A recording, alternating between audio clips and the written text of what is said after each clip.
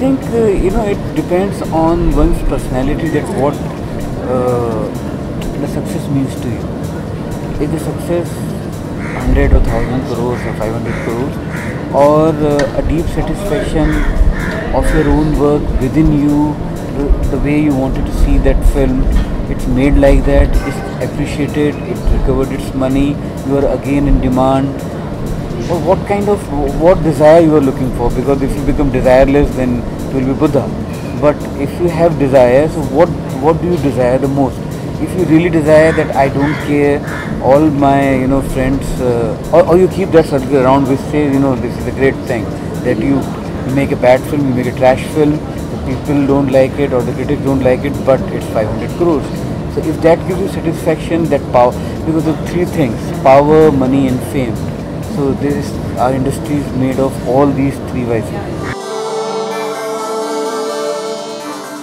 The films go to festivals all over the world. I mean, we finally started to make an impact in places like Cannes and Toronto. But some of these films, sadly, still don't find distribution in India. Is that the big gap still? I think so. I think it's a very big gap, and I really wish we had done more about it. I mean, personally speaking, I wish I had also been able to do more about it. But this takes money, and building distribution also simultaneously calls for audience development. You need to build audiences.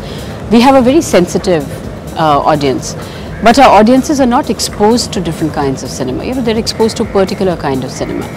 I do not believe that they would be averse to seeing different kinds of cinema. It's just that you've got to create the opportunity for them. You can't keep developing a certain kind of cinema in perpetuity and sustain it with subsidies or with governmental support.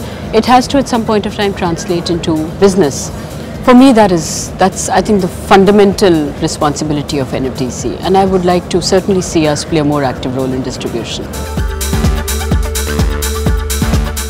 If there is one thing that could be changed in the Hindi film scenario right now, what would you want it to be? Perception of beauty.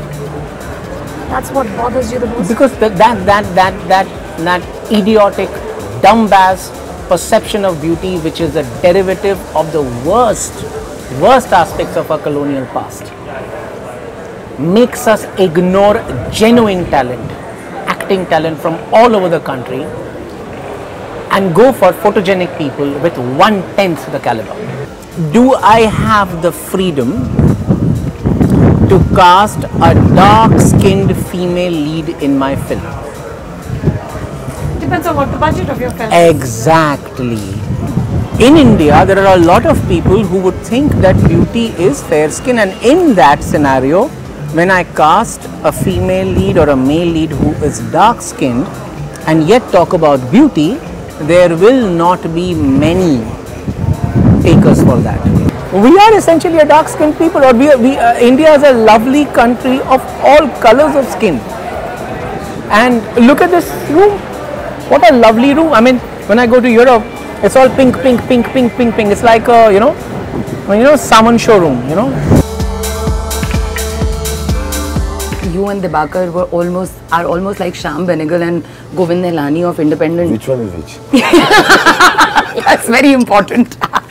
Who do you want to be? Anurag, this new generation of independent filmmakers, how are they different from your generation? One big difference is that today's generation of filmmakers know they are not alone.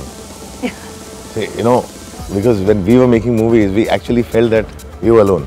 There was no social network binding us.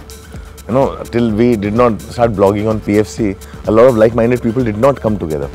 So I, for years, felt like some kind of a strange nutcase. Everybody would look at me and, why you like this?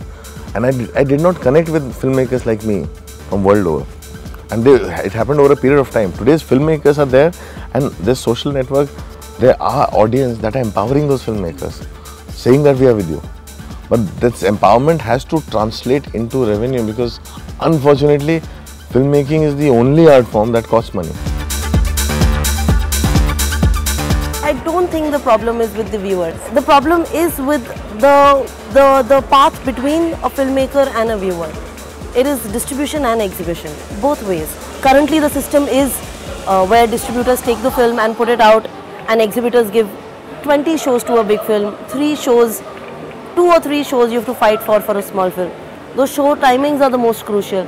There are so many screens filled up with the same film. So there is again, it's a challenge of an ecosystem. But we've been putting together a lot of research on how do we get to them, be it digitally, be it through digital platforms, through other digital partners. The whole business of promoting films on TV, the kind of money that goes into promoting films through the medium of TV. Find another way of reaching viewers. Find another way of reaching them, be more accessible to them.